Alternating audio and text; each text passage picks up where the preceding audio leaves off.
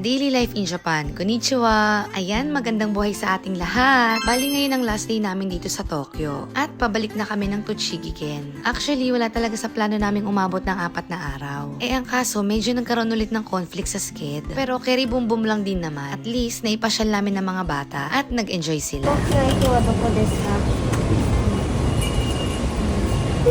お客様の右後方に進むと改札があります。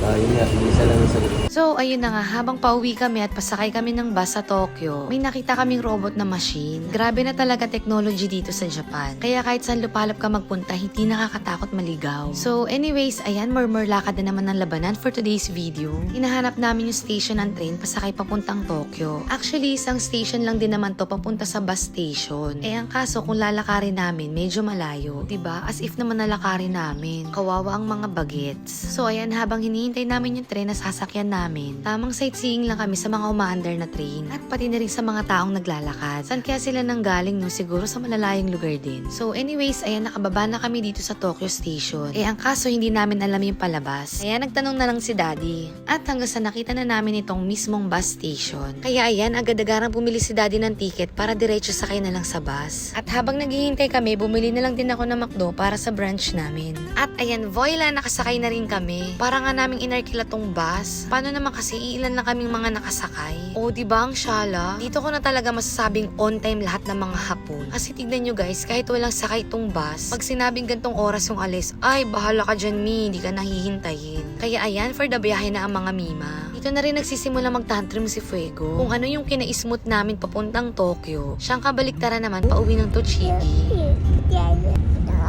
Buti na lang talaga at nakarating na rin kami dito sa bus terminal. Yan, tadaimasu shi. At last, nakita na rin namin tong si Snoop. At dito na nagtatapos ang aming day 4. O diba, more travel, more fun. Char. Sige na, babush!